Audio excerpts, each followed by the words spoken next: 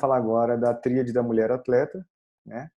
E aqui, assim, quando a gente começa a falar desse assunto, vem muito a imagem, para quem já ouviu falar alguma vez na tríade da mulher atleta, a gente lembra do quê? Relaciona as mulheres que tentam alcançar padrões de corpo que não é o comum, né? Da maioria das mulheres.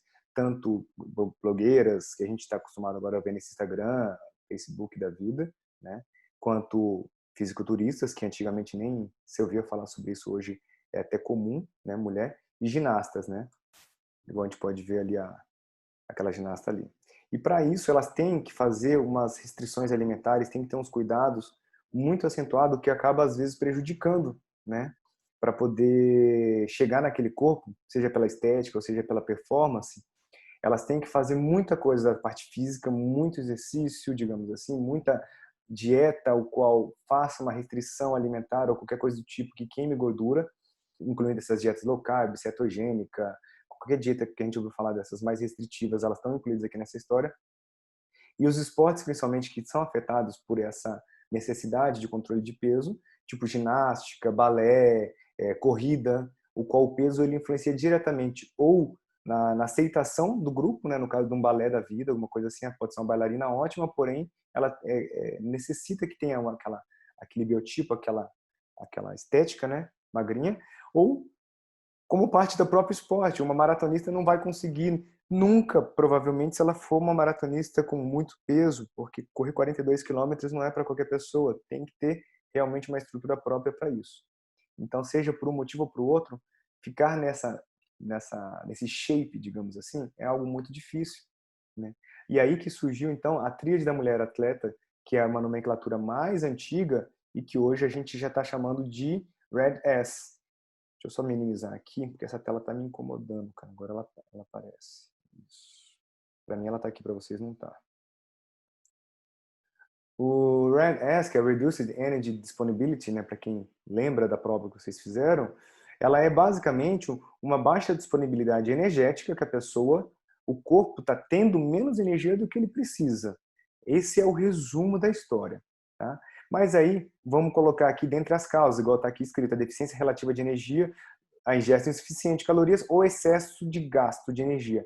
Mas a gente sabe hoje que já não é bem o excesso de gasto. Até pode acontecer, mas é muito difícil alguém até ter tempo para ficar o dia inteiro se exercitando a ponto de não conseguir, de estar gastando mais do que poderia estar consumindo. Existem alimentos que poderiam dar a caloria que a pessoa precisa, mas enfim, é esse desbalanço que causa, né?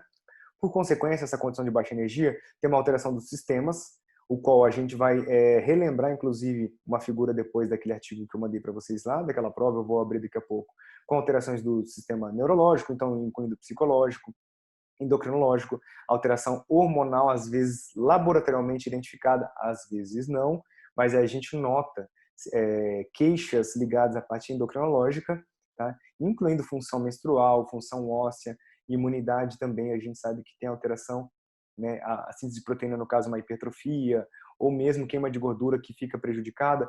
Todo o corpo entra no modo, a gente pode dizer, no modo de economia. Quando você está com uma deficiência energética, o corpo não quer morrer. O que ele faz?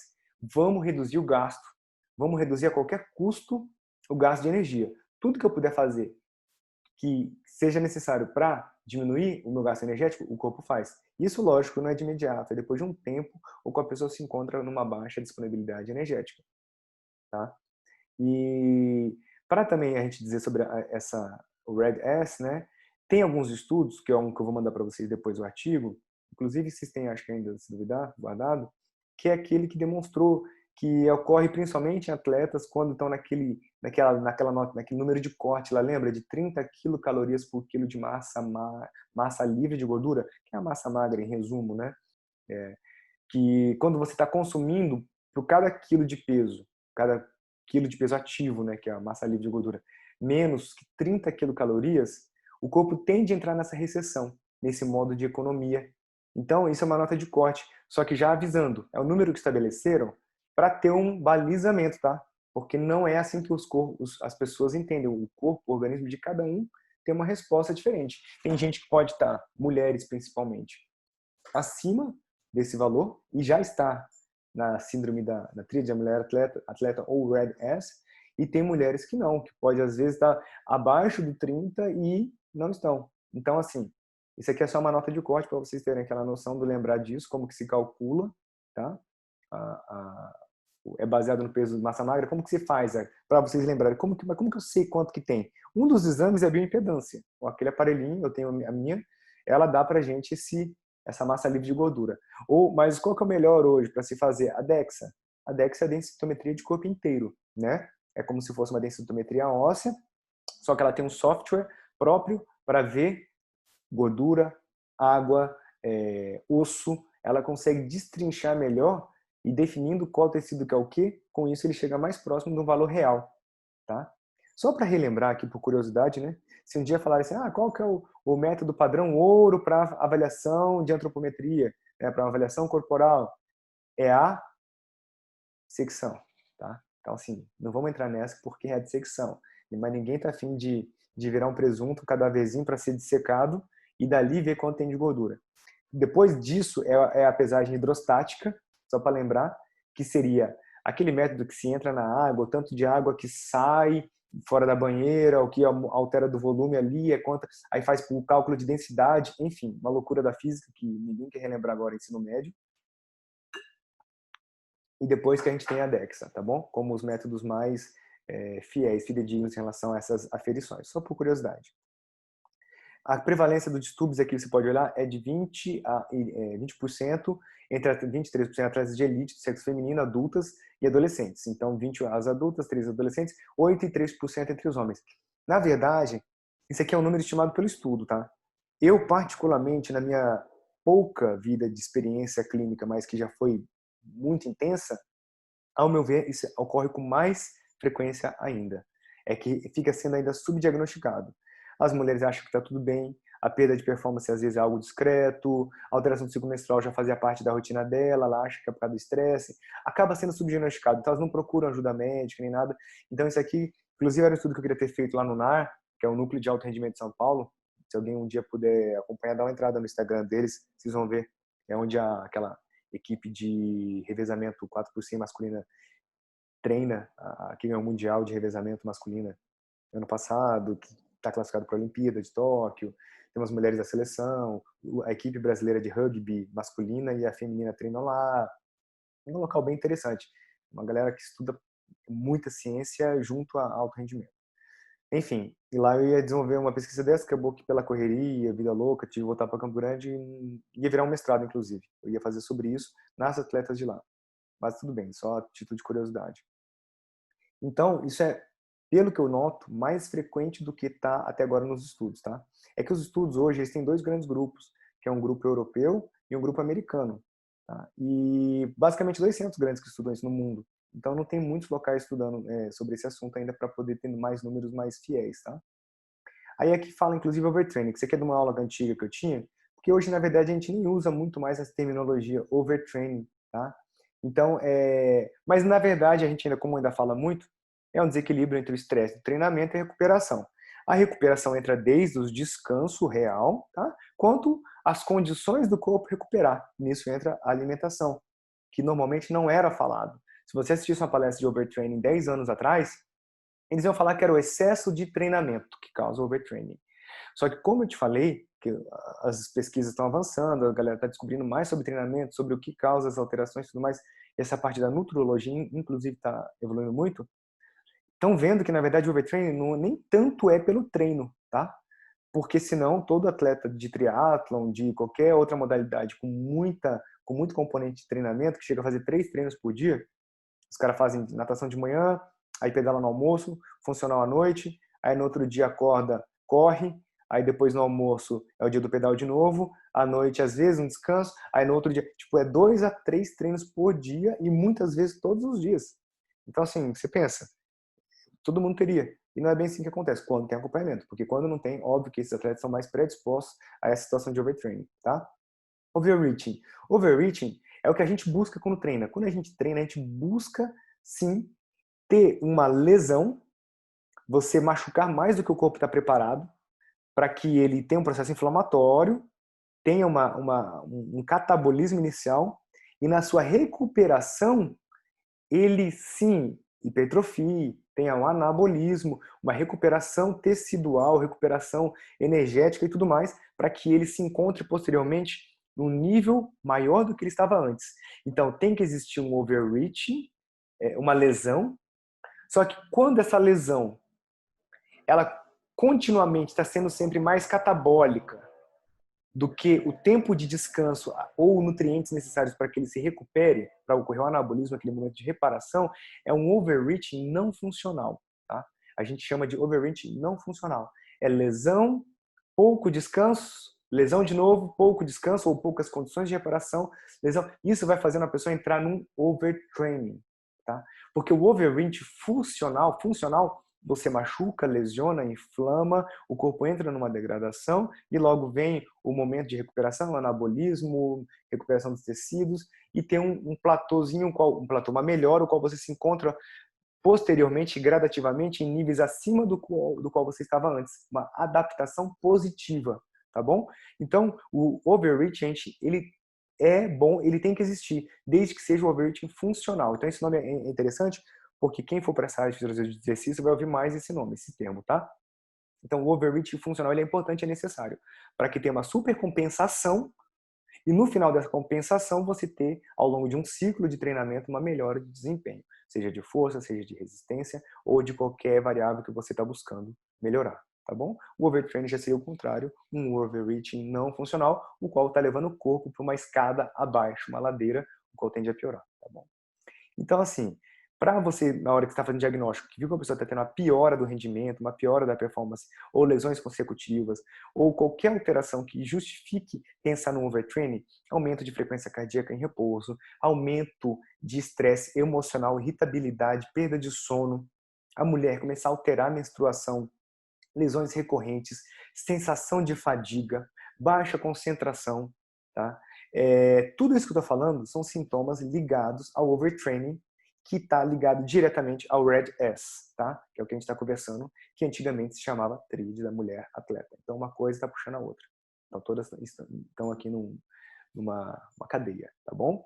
Então, mas para a gente dizer que a pessoa está vivendo essa situação, a gente não pode esquecer que existem doenças que fazem isso, né? Fadiga, que fazem alteração de frequência cardíaca, que fazem insônia, que fazem tudo. Então, assim, é um diagnóstico diferencial real. Você tem que ver o quanto aquela pessoa está depressiva, ela ficou depressiva. Pode ter alteração neurológica, incluindo com depressão. Ela é ansiosa, está ansiosa ou está ficando ansiosa pelo treino? Aumento de frequência cardíaca, às vezes alteração laboratorial. Então é um conjunto. Por isso que vocês têm que ter uma noção muito boa clínica geral para nunca olhar isoladamente um fator e achar que aquilo é o único culpado. Ah, a pessoa está dormindo mal, dá um remédio para insônia. Só que se você conversasse com essa pessoa, seja homem ou mulher, no caso da mulher falando em tríade mulher atleta, você ia ver que a menstruação dela está alterada, que o sono dela está péssimo, a concentração dela está difícil, alteração de apetite, alteração digestiva do aparelho digestivo pode estar tendo também, para mais ou para menos, intestino funcionando. Quando você vai conversar com essa pessoa, você vê que não é só aquilo. Só que você nunca vai saber se você não perguntar.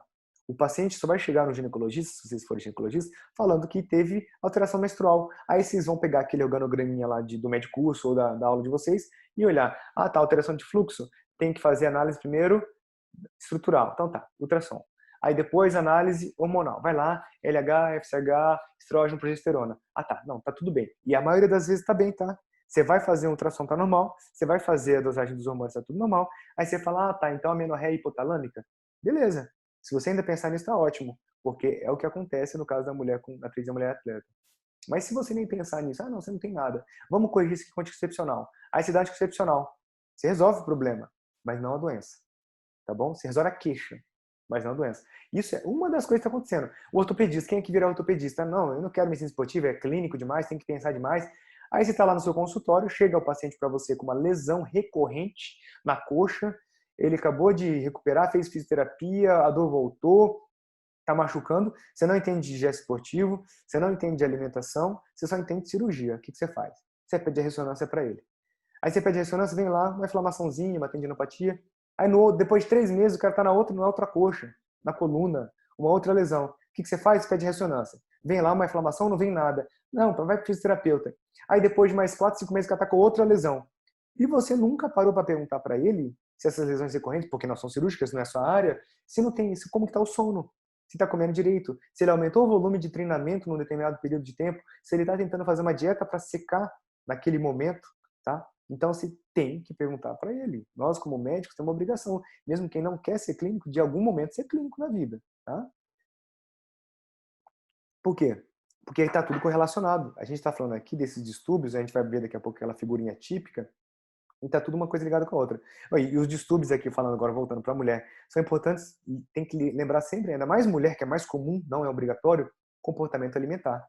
Anorexia, bulimia, tem que ser excluído, porque às vezes é uma alteração que ela está tendo, às vezes ela está treinando demais para melhorar o físico por uma não aceitação, por qualquer motivo, ela ou ele, mas estou falando ela porque é mais comum nas mulheres, tá? Também pode acontecer no homem, a vigorexia. Aí tá treinando demais para, no fundo, tentar resolver um outro problema, uma compulsão que está acontecendo, e está comendo menos porque acha que está gorda, está com uma anorexia, ela vomita, está com bulimia.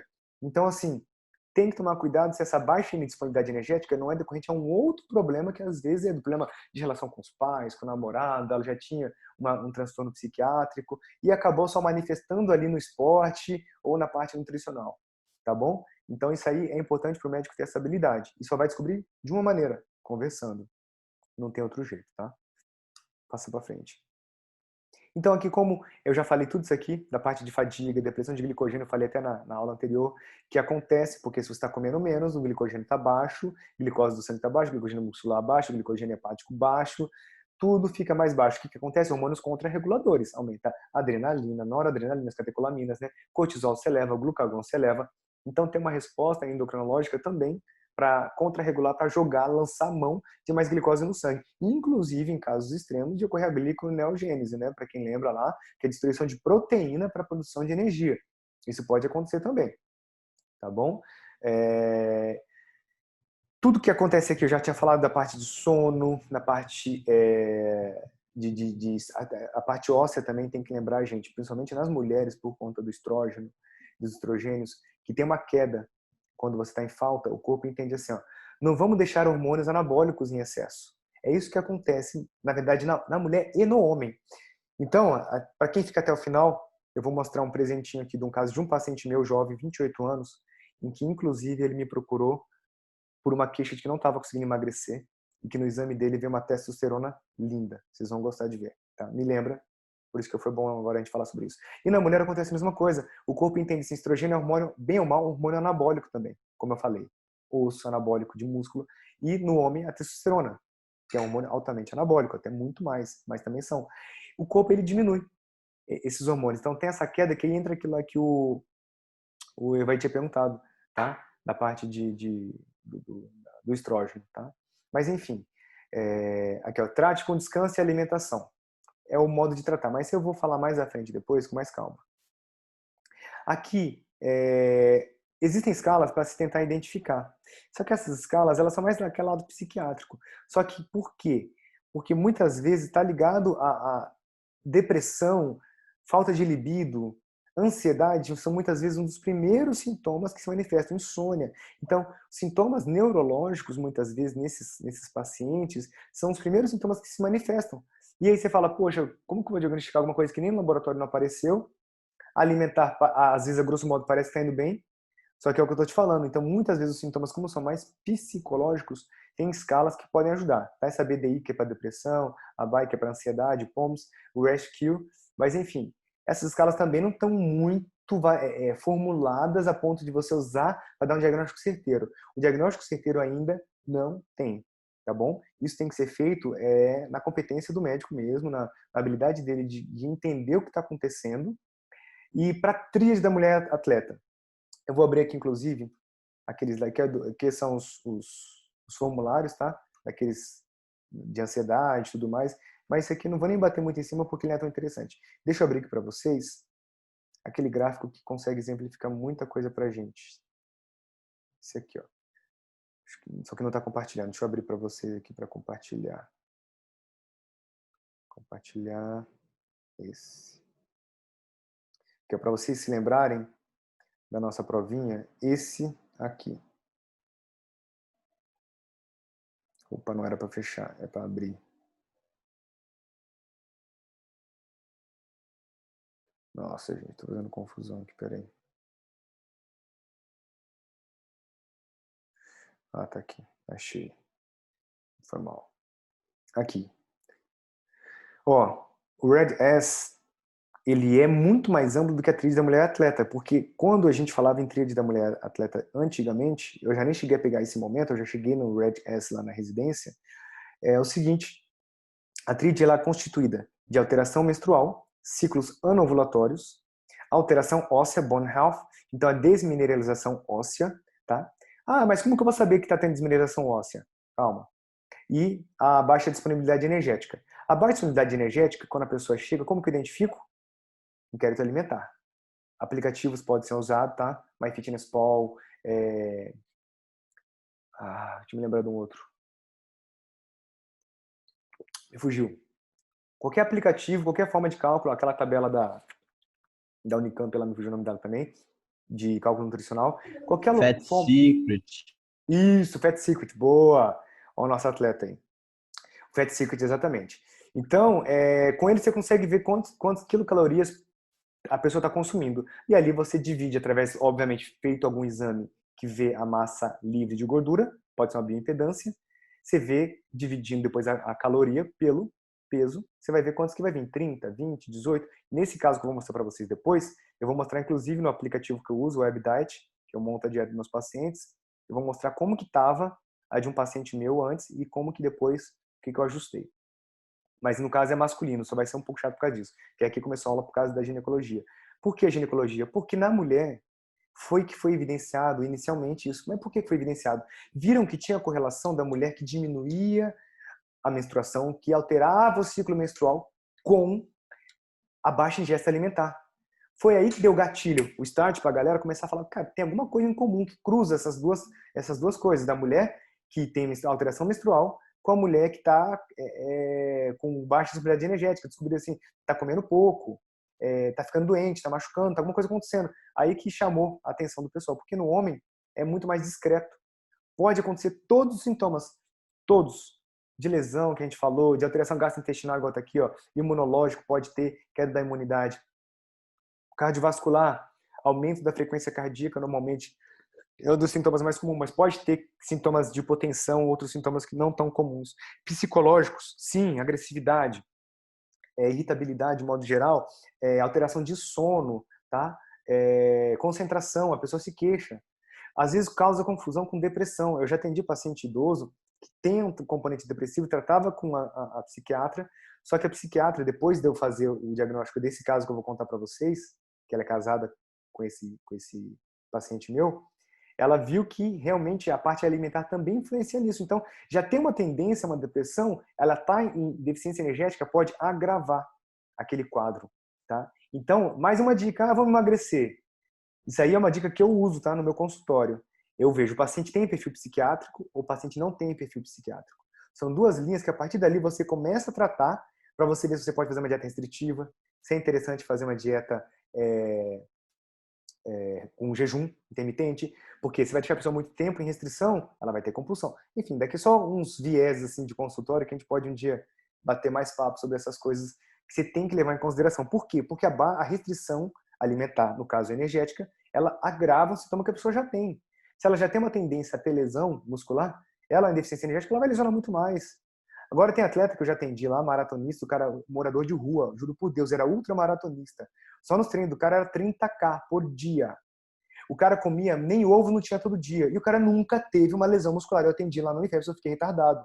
Porque tinha cara que come de tudo, com whey protein, com suplemento mais caro importado. Tem uns caras que passavam lá com a gente que tinha grana, queria correr maratona, mas que não conseguia passar dos 15, 20K que se machucava, lesionava. Então, assim, tem muito fator genético em tudo, tá, gente? Não vamos só considerar, levar tudo a ferro e fogo para uma coisa só. Mas, em resumo, uma pessoa que já tivesse tendência a lesionar, ela lesionaria muito mais estando em deficiência energética.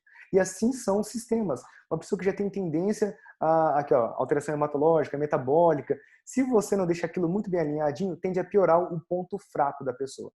Enfim, voltando agora, como vocês lembram, tem todas essas alterações, né? Ósseas, que foi onde descobriram na mulher. Por que descobriram? Viram que essas mulheres que estavam ingerindo baixo alimento, que a menstruação estava parada, tinha cessado, tinham mais fratura por estresse. Sim, eu mesmo já atendi fratura de colo de fêmur de mulher de 32 anos. Ela era uma treinadora, tá? Uma personal trainer, que estava resolvendo treinar para correr. Ela já fazia musculação, começou a correr por conta, apesar de ser personal trainer, ela não tem conhecimento de corrida, não é assim, né? Você não estuda tudo na faculdade, assim como o médico não sai neuro, não sai neurocirurgião, não sai rádio, não sai dermato da faculdade, a gente também, o educador físico também. Tem os caras especialistas em corrida. Ela não, quis correr por conta própria, começou o treinamento dela, já dando pau, porque ela tinha musculatura forte, aguentava. Começou a ter uma dor no quadril, ignorou a dor no quadril, até que teve uma dor súbita forte um dia treinando e não conseguiu mais dar andar direito. Foi no ambulatório, quer dizer, foi no posto de saúde, fez raio-x, não identificaram. Depois já parou de trabalhar, praticamente parou com tudo, ela mancava. Quando chegou lá na Unifesp, porque assim, a fratura de estresse, ela pode ocorrer a fratura e não é uma fratura completa, igual essas fraturas da ortopedia que vocês estão acostumados. É uma fratura que às vezes fica ali dentro do osso, entremeada. Eu podia até ter pego alguma coisa, mas assim, a gente pode um dia fazer uma aula de fratura de estresse à parte, que ela é muita coisa. Então a pessoa às vezes consegue conviver com a fratura, tá? Ela consegue andar, não consegue correr, não consegue ter esporte, porque a dor é intensa o tempo todo, mas ela consegue conviver. Então ela não precisa necessariamente imobilizar e nem é a maioria das vezes o tratamento, tá bom? Mas às vezes eu vou adiantar para vocês, o tratamento não é com imobilização a maioria das vezes. E ela procurou lá a Unifesp por conta disso. E depois conversando, obviamente ela estava numa tríade da mulher atleta que hoje se chama Red S. Então, por conta disso que começou pelas mulheres. E depois que foram ampliando os estudos, que foram vendo que não é só osso e menstruação e a mulher que come pouco e baixa performance. Tem alteração endócrina, tem alteração de sono, tem alteração de tudo. Em resumo, foi isso que aconteceu.